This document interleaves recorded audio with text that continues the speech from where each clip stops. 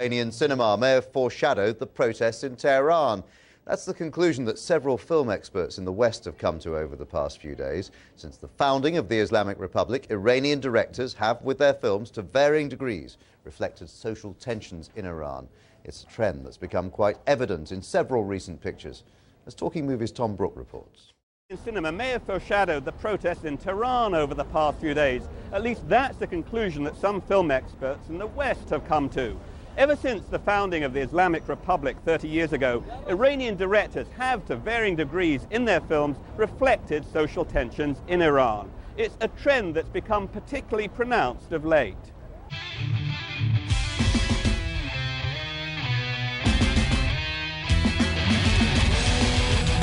The film Nobody Knows About Persian Cats, shot in Tehran without permission from the authorities last year, is the sound of youthful dissent in Iran today. It's a drama set amid the world of underground music. For its director, Bahman Gobadi, who won a prize for his work at the Cannes Film Festival last month, his film is an anti-government protest. The problem is about the controlling government.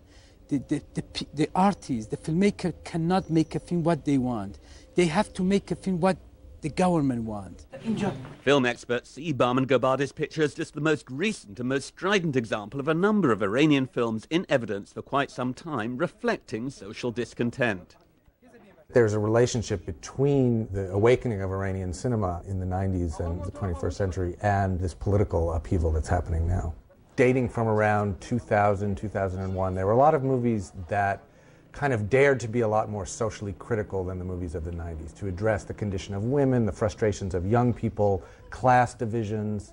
One filmmaker who's done a lot of that is Jafar Panahi, who made a movie called Offside about a girl who's a soccer fan who wants to go see the Iranian national team play in a football match, who's forbidden from watching the game by a young policeman. And it shows a lot of the anger and frustration that young people, and in particular young women in Iran, have about the restrictions on what they can do and how they can live their lives.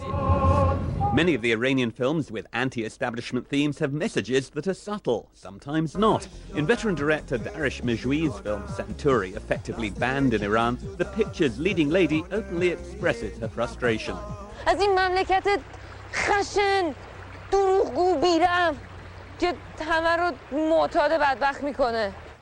Few people have studied Iranian cinema as extensively as Jamshid Akrami. He says despite heavy censorship, Iranian filmmakers have surprisingly been able to get their message of social discontent across.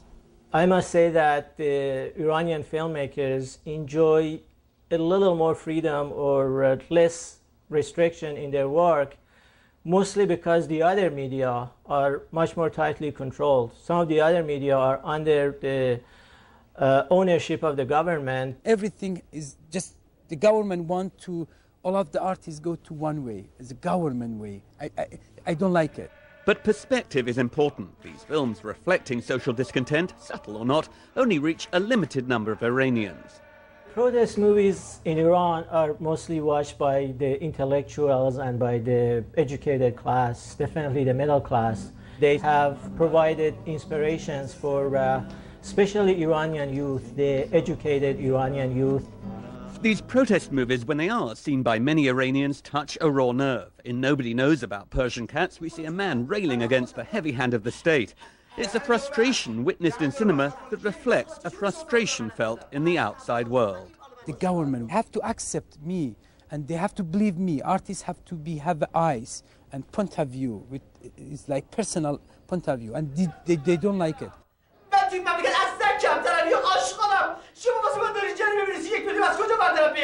This week sees the arrival of an American-financed movie released in the West, which isn't likely to improve the image of Iran internationally.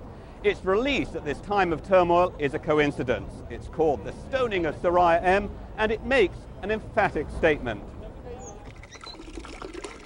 The Stoning of Soraya M is based on a true event that took place in a rural Iranian village 2 decades ago, when a young woman falsely accused of adultery was stoned to death.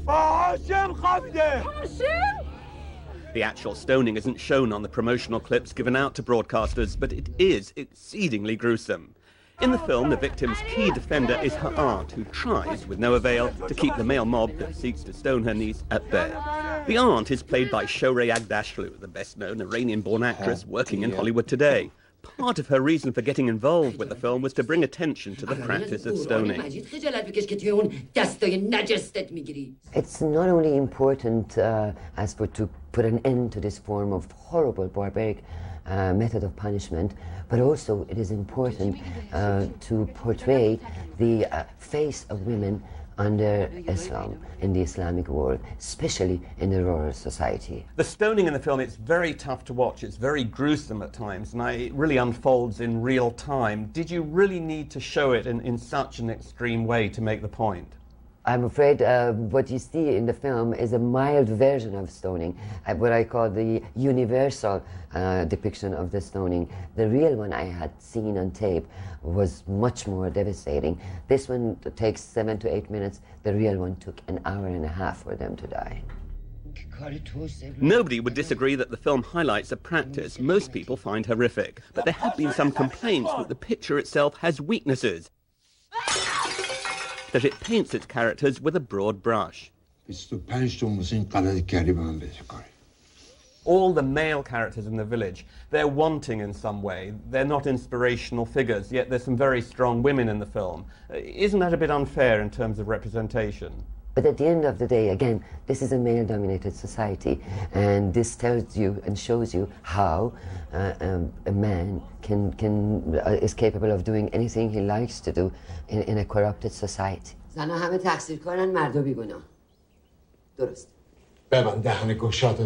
you think that this film can make an impact? Well, I strongly believe in what one of my favorite playwrights says, Bertolt Brecht. He says, art is not a mirror held up to reality, but it is a hammer with which you shape the reality. In my belief, this film is very much in that genre.